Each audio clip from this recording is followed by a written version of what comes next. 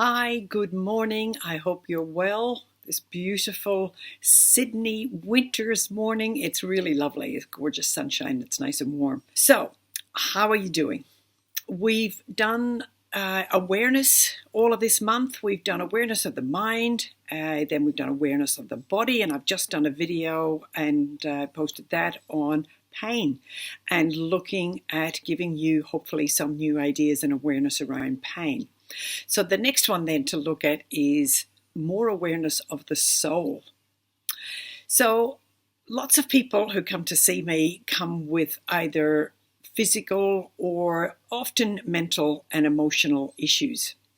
I do a lot of work with mental health, which I actually believe is emotional health, but also we've got to look at the body and get the balance and the function flowing nicely, and we've talked about that.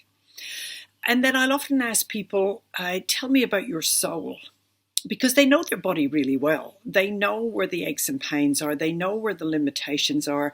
They're kind of intimately familiar with their body.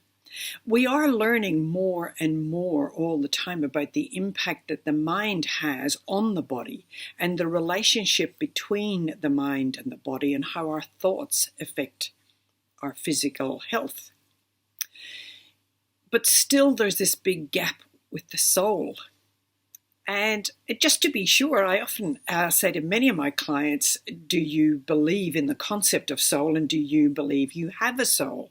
And I've yet to find anyone. There are probably a few who are a little bit skeptical and they're not quite sure how to answer it. But everyone so far has, in many, many years, has always said, yes, I have a soul. But they can't tell me anything about their soul. And I think this is new territory. I happened to cut myself off there, so I'm not sure what happened. I'll pick it up where I left off if I can. So I was talking about what the soul is and why we're here. I believe that the whole purpose of being here on the earth, being in this body, is to fulfill the purpose of the soul. So we are here to express the essence of our soul and to fulfill the purpose of our soul. So the spirit of the soul comes down from the heavens, whatever again that means to you, and it takes up this physical body. So we are not physical people having a spiritual experience, but rather we are spiritual souls having a human experience. That means you are first and foremost spirit and soul. And if we could really understand what that means, to me it means that our higher priority, our more important aspect of who we are is coming from the soul. And the soul, as I said, relates to purpose. So the purpose of us being here, the purpose of our everyday, the purpose of everything we do should be to enhance and to express the essence of our soul. So I believe that in order for us to express the beautiful divine beauty of the soul is to live in joy and happiness and harmony, and to have a connection with one another, and to have compassion for one another, and to raise the vibration of each and every one of us so that we raise the vibration and the frequency of the whole planet. And I do believe this is the evolution that we're all going through. So each of us has a role to play in this. But we can't do it for other people. We must do it for ourselves. And I believe that the soul has been pushed into the background. It's been made small and irrelevant as we have struggled with the struggle to survive, is what I'm trying to say. So when we come into this life, we come in as these beautiful, etheric, lovely, soft souls who are full of love and divine light. And then we get squashed down into these little physical bodies. And there's a real struggle to try and put the genie into a lamp, because the genie doesn't really belong in the lamp. Our souls are these beautiful etheric expressions of God. So how do we reconcile the two?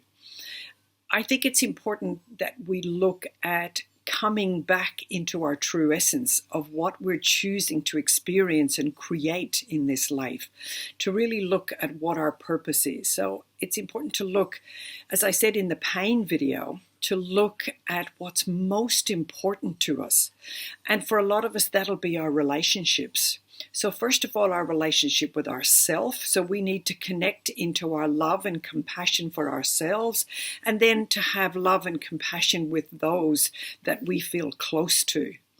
And our families are probably the toughest ground to work on, to help work through our challenges in this life and to learn compassion and unconditional love. And we work that through family, and then with the other relationships that we have as we grow and evolve through our life's journey.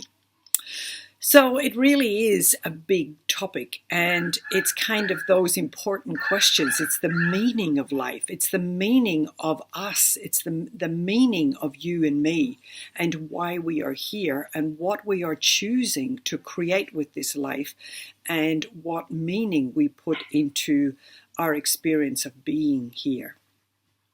So I believe the general focus is to focus on joy and happiness and fulfillment.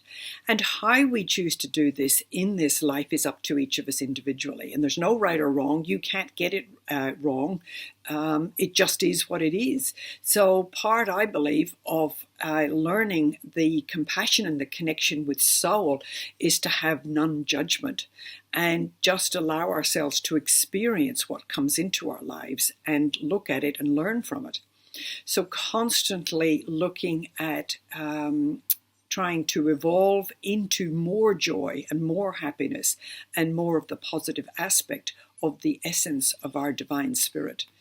So let me know what you think about soul. What is your meaning and purpose? How do you interpret your soul and your connection to your divine essence? I'd love to hear your comments. Let me know what you think. And if it's something that you're interested in having a deeper relationship with your soul and your essence, then that's the kind of work that I do, and I'm happy to try and help you. God bless until we meet again. Have fun, have joy, increase your happiness and your self-awareness. God bless. Bye-bye.